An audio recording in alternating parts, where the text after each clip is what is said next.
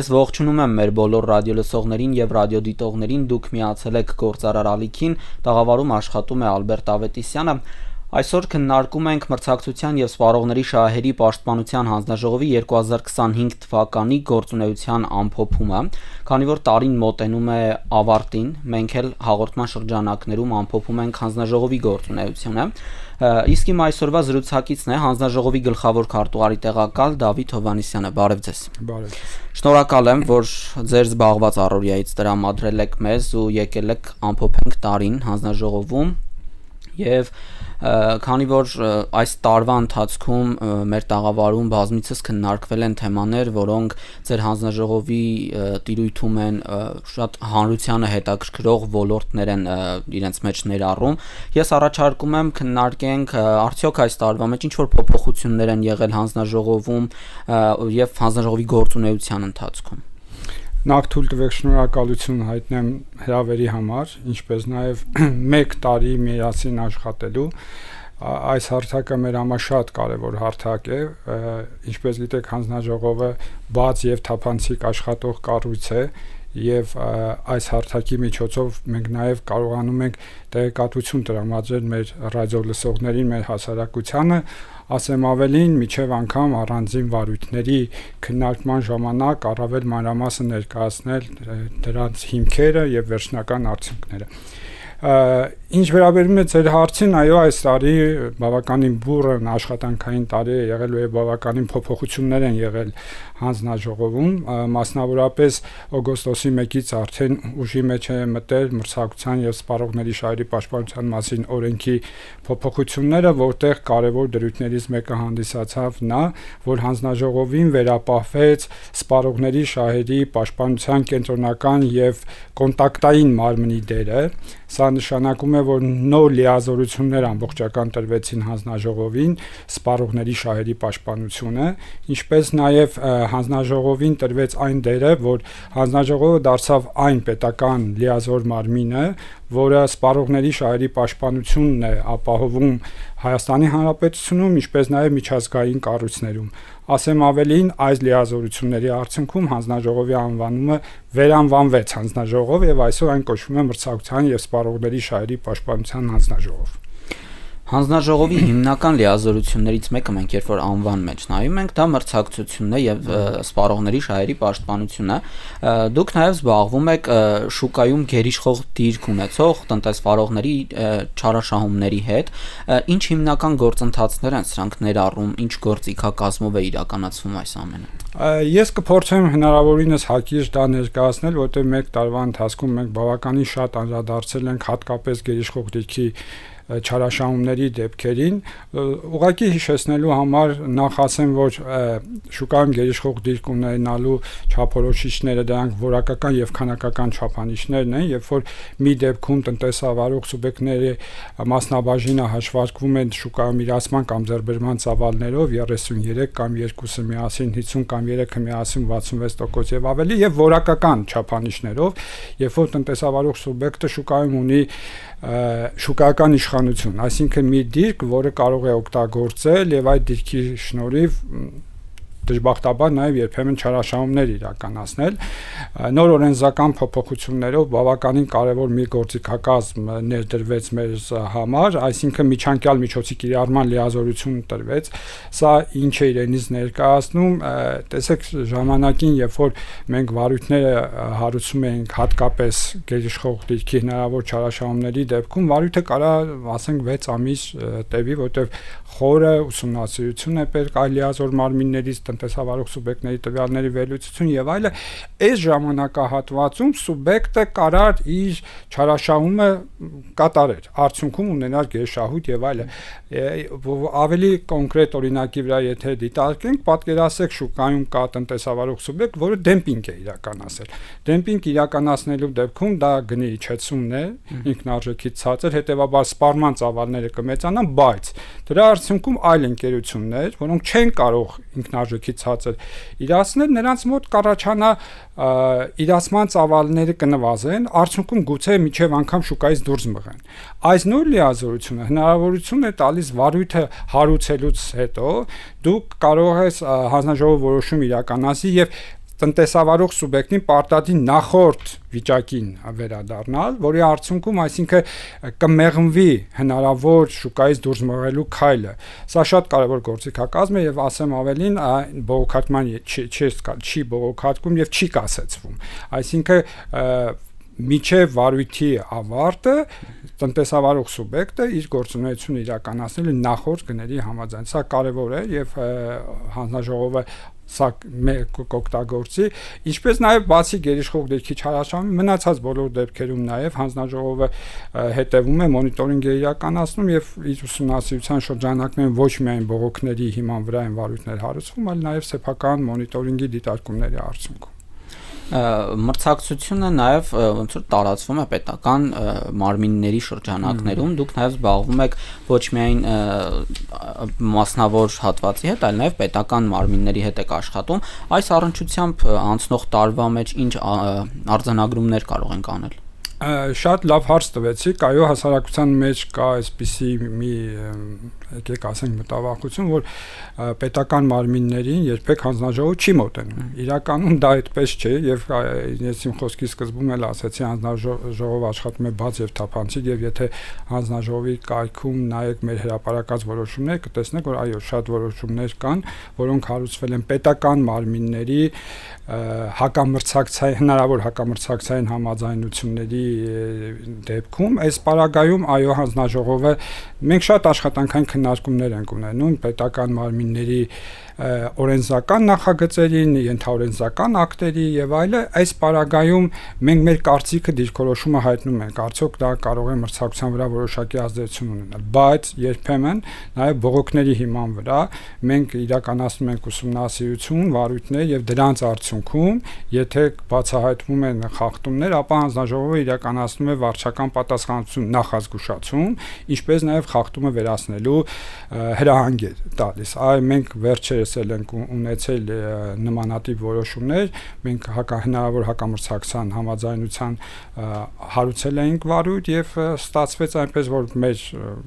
մտահոգությունները փաստ էին եւ դրա հիման վրա հանձնաժողովը նախազգուշացում տվեց տվյալ պետական մարմնին, ինչպես նաեւ հանձնարարական վերացնելու։ Ունեցել ենք նաեւ եւս մեկ վարույթ, որը ոչ միայն հակամրցակցային համաձայնություններ, այլ նաեւ արգելված պետական օժանդակություն, որը դարձյալ հանձնաժողովի հանձնարարականով պետք է դադարեցվի անմիջապես արգելված պետական օժանդակությունը եւ հնարավոր ֆիքսված արդեն փաստացի արձանագրված հակամրցակցային համաձայնությունը ուղղակի պետք է վերացվի։ Շուկայում մշտապես փոփոխություններ են տեղի ունենում, մարմիններ կան կամ կառույցներ կան, ովքեր թե մասնավոր են, թե պետական, իրենք միավորվում են, տարանջատվում են իրարից, ինչ որ կառույցներ նաև միաձուլվում են, այստեղ ձեր մասնագիտական տերմինով որ ասենք, համակենտրոնացումներ են տեղի ունենում, սրանց էլ պիտի արդեն անդրադառնալ նաև մրցակցության այս ոլորտի, սրանք ինչքանով են ազդում մրցակցային դաշտի վրա։ Այո, մենք մեր տիրույթում ուսումնասիրության դաշտում են գտնվում նաև տնտեսավարող սուբյեկտների կողմից միացումները, միաձուլումները, ինչպես նաև ֆիզիկական անձանց կողմից այլ տնտեսավարող սուբյեկտների մոտ բաժնետոմսերի կամ բաժնեմասի ձեռքբերում։ Այս դեպքում մենք դիտարկում ենք երկու ուղղություն, եթե դրանք առաջինը արգելված է, թե արգելված չէ եւ շուկաները արդյոք գտնվում են միևնույն ապրանքային շուկայում, թե խառը կամ այլ փոխադարձ կապակցված ապրանքային շուկայում, եթե մասնագիտական լեզվով ասենք, հորիզոնական թե ուղղահայաց, եւ այս դեպքում անպայման կարծիք է տրվում, ինչի համար, որտեվ շատ դեպքերում կարա երկու ընկերություն միանան իրար եւ սրա արդյունքում շուկայի գերակշիռ մասը իրենք զբաղեցնեն, որը հետագայում կբերի հնարավորություն կամ կստեղծի չարաշահման։ Այստեղ մենք դիտարկում ենք ոչ միայն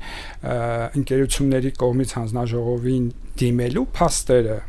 այլ նաև մեր համապատասխան ստորաբաժանումը իրականացնում է մոնիտորինգ պետական կառույցների կայքերում, հրապարակային կայքերում եւ եթե մենք տեսնում ենք այնտեղ կան ընկերություններ, որոնք ձեռք են բերել մեկը մյուսին կամ բաժնեմաս են ձեռք բերել առանց հանձնաժողովի թույլտվության, ընդ որում պետք չի որ բոլոր ընկերությունները հանձնաժողովին դիմեն, որտեղ մենք ունենք ընդունված ենթաօրենսդրական ակտ կսահմանված նվազագույն շեմ, այս պարագայում եթե շեմը գերազանցել է, հետեւաբար պետք պարտավոր էին ուղղակի դիմել հանձնաժողովին, հարուցվում է վարչական վարույթ, ուսումնասիրվում է, գնահատվում է եւ դրա հիման վրա համապատասխան որոշումներ են կայացվում։ Դուք սկզբում նշեցիք նաև, որ զբաղվում եք սպառողների շահերի պաշտպանությամբ։ Այո։ Սա թերևս ամենակարևորներից մեկն է բլոկում, որովհետև սպառողները շատ են, շահերի պաշտպանությամբ զբաղվողները քիչ։ Մենք այտենց գաղտնիք չենք բացահայտի, որ ասենք պետական մարմիններում աշխատող մարդիկ քիչ են, սպառողները շատ, դրանց համար իրավունքների պաշտպանությամբ զբաղվելը եւ այլն գործառույթները երբ որ ավելանում են, պետական մարմնում աշխատողների համար հավելյալ աշխատանք է ավելանում։ Ինչպես են կարողանում համակարգել, ինչպիսի գործառույթներ են ավելացել այս ոլորտում։ Դուք ճիշտ նկատեցիք, ես հենց իմ խոսքի սկզբում ասացի, որ մեզ տրվել է լիազորություններ հենց սպառողների շահերի պաշտպանության, բայց կուզեմ մենք նաև արձանագրենք, որ անուղղակի այս սպառողների շահերի պաշտպանությամբ հանձնաժողովը իր գործունեությունն իրականացնում էր անբարեխիղճ մրցակցության տեսանկյունից, որովհետև հենց այդ վարքագծի դրսևորման մեջ ինքը ներառում էր նաև, բայց նոր օրենսդրության փոփոխության արդյունքում ամբողջությամբ եւ համակարգվեց եւ լիազորությունները հստակեցվեց, որոնք վերապահվեցին հանձնաժողովին, օրենքի փոփոխության արդյունքում հանձնաժողովը ներդրեց սպառողի օգնական թվային գործիքը, որը բավականին արդյունավետ արդեն իսկ աշխատում է, դա իրենից ինչ է ներկայացնում, ես հատկապես մեր ունկնդիրներին խորհուրդ կտամ անհրաժեշտության դեպքում օգտվել այս հարթակից, որովհետև ինքը շատ պարզ մեխանիզմ է եւ անմիջապես բողոք կարող են ներկայացնել հանձնաժողովին, սա մեր կայքում սպառողի օգնական վերտարությամբ այսպես տենց ներառված է, ուղղակի սպառողը ենթադրենք ապրանք է ձեռք բերել, որը հետ վերադարձի հետ կապված խնդիր ունի կամ երաշխիքային սպասարկման հետ կապված խնդիր ունի, անհրաժեշտություն չի գտնի այլևս գնալ, ասենք դիմել տնտեսավարող սուբյեկտին, մերժվել, հետո մեզ դիմել եւ այլն, անմիջապես սպառողի հարթակին դիմելու միջոցով հանձնաժողովը դա արձանագրում է, ուղարկում են տվյալ տնտեսավարող սուբյեկտին 14 օր ժամանակահատվածում նա պարտավոր է պատասխանել, ի ուրախություն մեր ունկնդիրների ես կարող եմ նաեւ հանձնաժողովի կարող եմ ասել, որ այս տարի մենք ունեցել ենք 97 նմանատիպ բողոք, որից 33-ը միանգամից տնտեսավարող սուբյեկտը բավարարել է սպառողի խնդրանքը, այսինքն երբ որ նույն ինքը ընկերությունը ում մոտ նկատվել է նման խախտում, երբ որ տեսնում է որ հանձնաժողովը հետևողական է, ինքը ավելի սթափ է մտածում, որ հասկանում է, եթե հանձնաժողովն ուղարկի, նշանակում է որևէ բան կա։ Իհարկե կարա եւ երբեմն չհամաձայնվի, այս դեպքում հանձնաժողովը դիտարկում է։ Կուզեմ ուղղակի արձանագրենք, որ այն ցանկացած բողոք դիտարկվում է, ուղղակի եթե նա հանրային շահ է իրանից ներկայացնում, միանշանակ վարույթ է հարուցում, իսկ եթե անհատական է, այս պարագայում ամեն դեպքում ուղարկվում է եւ շատ դեպքերում խնդիրը ամեն դեպքում ինքը լուծվում է։ Կուզեի նաեւ անդրադառնալ մի քանի այլ գործիքակազմի, որը շատ կարեւորում են եւ նախորդ ընթացիկ տարում մենք դա կարողացել ենք կարգավորել, դրանցից մեկը գնանշման նոր կանոնների հաստատումն է, սա իրենից ինչ է ներկայացնում, մենք բոլորս էլ օգտվում ենք մեծ խանութներից եւ նկատել ենք, որ ասենք վաճառում է տուփով կարակ, հա, որը ունի ֆիքսված գին եւ կա նաեւ այդ նույն կարակի կիլոգրամով վաճառքը կամ չգիտեմ, ցանկացած ապրանք, որտեղ գինը գրված է, բայց մենք չենք կարողանում հասկանալ, մեզ որն ավելի նպատակահարմար ձեռք բերել տուփով, որը 200 գրամ է ենթադրենք, թե 1 կիլոգրամը, եւ այս գնանշման պայմանավորված այն ապրանքները, որոնք հաշվելի են եւ որոնք կարող են չափման 1 միավորի բերել, բացի տվյալ միավորացի տուփի գնից, պարտավոր է սպառողին ներկայացվել նաեւ կիլոգրամի գինը։ Այս պարագայում սպառողը իրեն լիարժեք բավարարված կզգա, իմանալով գնի տուփով, թե գնի 1 կիլոգրամով, եթե գների տարբերությունը էական չեն, կարծում ենք այդ կանի։ Բացի դա, հաճախ մենք թեժ գծով մեր զանգերին, երբ որ գրում են, զանգահարում են, մեզ հայտնում են, որ ասենք գրված է եղել 125 դրամ, բայց երբ որ մոտեցել են վճարման, ինձ ասել են դա ընդհանրենք մի քանի անգամ ավելին էր, որովհետև կիլոգրամի գին գրված չի եղել, գրված է եղել, ասենք 100 գրամի գին կամ չեմ անում, եւ սպառողը այս պարագայում շփոթվում է, մոլորության մեջ է հայտնվում, հետեւաբար մեր պայմաններից մեկը եղավ դա։ Մեր համար նաև կանոնակարգման անհրաժեշտություն տեսանք նաև պայմանագրերում ոչ ինքնաբերաբեր երկարաձգման պայմանի վերացումը, իհարկե եթե հստակեցում դրանում չկար, սա հատկապես մեր բջջային օպերատորների մոտ է նկատվել եւ սպառողներից մենք ունեինք բողոքներ, եթե պայմանագիր էր կնքվում եւ ոչ մի նշում այդտեղ չկար, բայց սպառողին առանց զգուշացնելու պայմանագիրը ավտոմատ երկարաձգվում էր, իսկ չեղարկման դեպքում տուգանքները սահմանվում եւ այլը, այսինքն հանձնաժողովը գտավ, որ այստեղ պետք է անպայման այս պայմանը վերացվի եւ միայն նրան հարցումից հետո պայմանագիրը երկարաձգվի եւ բոլոր օպերատորները սա ընդունել են եւ արել են, բայց սա միայն չի վերաբերում բջջային օպերատորներին, վերաբերում է ընդհանրապես։ Եվ մի շատ կարեւոր հարցի մասին էլ կցանկանայի խոսել, որը կարծում եմ մեր ունկնդիրներին շատ է անհանգստացնում, խոսքը Yandex տաքսիի հետ կապված է, դուք եթե գիտեք, որ նախկինում բավականին շատ մենք բողոքներ ունենք, երբ որ ասում էին մի փոքր անձրև է գալի, տարիֆը բարձրանում է եւ այլն։ Իհարկե սա հանձնաժողովին էլ հուզել, թե ինչով է պայմանավորված եւ մեր համատեղ աշխատանքի միջոցով արդեն հավելվածում հստակ հասանելի է, թե գնի կառուցվածքը ինչպես է դա ձևավորվում եւ այո, եթե դուք նայեք, այնտեղ կան մի քանի գործակիցներ, ընդ որում հավելվածը, եթե բացեք ձախանկյունում կա հայկական դրամի նշանը, նրա վրա ուղակի սեղմելով, այդ պարզ երևում է նախ ծանրաբեռնվածությունն է ցույց տալիս եւ ամենապարզ դրամաբանությամբ իսկապես մենք կարող ենք գնալ 5 կիլոմետր 1000 դրամով, բայց անձրևի դեպքում ենթադրենք անձնեւի դեպքում մենք գնում ենք ասենք 1500 դրամով հարցեր առաջանում սպառողի մոտ որտեղից է իսկ երբ որ մենք կառուցվածքն ենք նայում մենք տեսնում ենք որ այդ անձրևի պայմանը բերել է մի քանի գործոնների շեղման նախ խցանում եւ պահանջարկի մեծացում, այսինքն մեքենաների դեֆիցիտ։ Այս պարագայում եկեք ընդհանրապես ժամանակահատվածի վրա եթե վերցնենք, որտեղ հստակ նշվում է, այսինքն եթե չկա խցանում, ճանապարհը անցնում է 10 րոպեում, եթե կա խցանում, ճանապարհը անցնում է 30 րոպեում։ Այս պարագայում գործակցի փոփոխության արդյունքում փոխվում է նաև գինը։ Ինչու՞, որովհետև եթե մեզ համար 5 կիլոմետրը մնացել է 5 կիլոմետր, այնուամենայնիվ ծառայություն մատուցող ընկերության համար 10 րոպեն դարձել է 30 րոպե, այսինքն վարորդը, որը մեր համար աշխատանք է կատարում, 10-ի փոխարեն արդեն 30 րոպե։ Եւ այս պարագայում շատ հարցեր արդեն սպառողի մոտ կարծում եմ կվերա։ Հավելյալ վառելիքն է, ժամանակի ծախսն է ու նմանատիպ շատ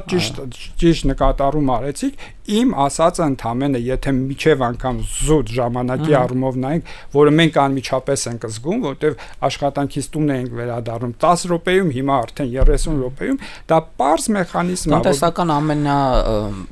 ստաբիլ, ֆունդամենտալ հատվածն է, եթե կա պահանջարկ, ուրեմն դրա գինը պիտի բարձր լինի։ Այո։ Հանձնաժողովի գործունեության մեջ առանցքային կարևորություն ունեն շուկաների վերլուծություններն ու ուսումնասիրությունները։ Այս տարի որ շուկաներն են եղել հանձնաժողովի ուշադրության կենտրոնում։ Մենք ամեն տարի ձեր տաղավարում, դա սովորաբար ընդունված է արդեն հունվարին, գալ ներկայացնել մեր ուսումնասիրության արդյունքները։ Յուրաքանչյուր տարվա սկզբում հանձնաժողովը տվյալ տարվա ուսումնասիրության համար հաստատում է կոնկրետ շուկաների ուսումնասիրություն, սա իր մեջ ներառում է հատկապես այն դիտարկվում են հատկապես այն շուկաները, որոնք շատ ավելի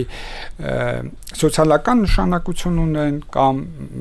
խնդիրներ են այստեղ դիտարկվել կամ բողոքներ են այստեղ եղել։ Այս տարի հանձնաժողովը իր ուշադրության կենտրոնում է վերցրել սրտի կորոնարանոցների ստենդավորումը եւ դրա ծառայությունները, զբոսաշրջության ոլորտը եւ բազմաբնակարան նորակառույց բազմաբնակարան շենքերն ու դրանց սպասարկումը։ 3 շուկաներն էլ արդեն ամփոփման փուլում են եւ շուտով կներկայացվեն հանձնաժողովին, ընդ որում այս շուկաները շատ խորը մանրակրկիտ ուսումնասիրության են ենթարկվում, միջազգային փորձն է դիտարկվում, առաջին հերթին կարևորվում է նաեւ մեր տնտեսվարող սուբյեկտների եւ պետական մարմինների տեղեկատվության հավաքագրումը, որի արդյունքում շուկայի կառուցվածքն է դիտարկվում եւ բացահայտված խնդիրներին տրվում են համապատասխան առաջարկներ, ընդ որում դուք ինչպես նկատեցիք 3 ոլորտներ տարբեր էին եւ այս մրցակցության տեսանկյունից բացահայտված խնդիրները, եթե մեր դաշտում են, մենք փորձում ենք կանոնակարգել, բայց շատ հաճախ առաջանում են խնդիրներ, որոնք կարող են ազդել մրցակցության վրա, բայց գտնվում են կարգավորման այլ լիազոր մարմնի տիրույթում, ինչպես նաեւ խնդիրներ, որոնք մրցակցության տիրույթից ընդհանրապես դուրս են, բայց բացահայտվել են, հետեւաբար մենք նման խնդիրները անպայման լիազոր մարմիններին ենք ուղարկում եւ նրանց կողմից համապատասխան լուծումներ են իրականացվում։ Եվ քանի որ մենք ամփոփում ենք այս տարին, հանձնաժողովը ինչ ուղերձ ունի սպառողներին եւ մեր ունկնդիրներին 2026-ին ընդառաջ։ Քանի որ շուտով նոր տարի է եւ Սուրբ Ծնունդ, նախ թույլ տվեք շնորհավորել բոլորիս գալիք նոր տարին եւ Սուրբ Ծնունդը։ Ես ուզում եմ հավաստիացնել, որ մեր հանձնաժողովը միշտ պատրաստական է եւ միշտ գտնում է թե տնտեսավարող սուբյեկտի, թե սպառողների կողքին եւ ցանկացած ձեր խնդրին միշտ պատրաստ ենք եւ արագ լուծում ենք տալիս, այնպես որ ես կխնդրեմ մեր սպառողներին անպայման նման խնդիրների դեպքում դիմել հանձնաժողովին, տնտեսավարող սուբյեկտներին դիմել հանձնաժողովին, եթե ձեր շահերն են ոտնահարվել եւ փորձենք բոլորով միասին առավել բարեխիղճ եւ մրցակցային դաշտում աշխատել։ Շնորհակալ եմ շատ։ Ես եմ շնորհակալ։ Իսկ ես հիշեցնեմ, որ դուք դիտում կամ լսում եք խաղի կանոնները, տաղավարում աշխատեց Ալբերտ Ավետիսյանը, իմ հյուրն էր հանձնաժողովի գլխավոր քարտուղարի տեղակալ Դավիթ Հովհաննիսյանը։ Մենք անդրադարձանք մրցակցության եւ սպառողների շահերի պաշտպանության հանձնաժողովի 2025 թվականի գործունեությանը։ Կհանդիպենք։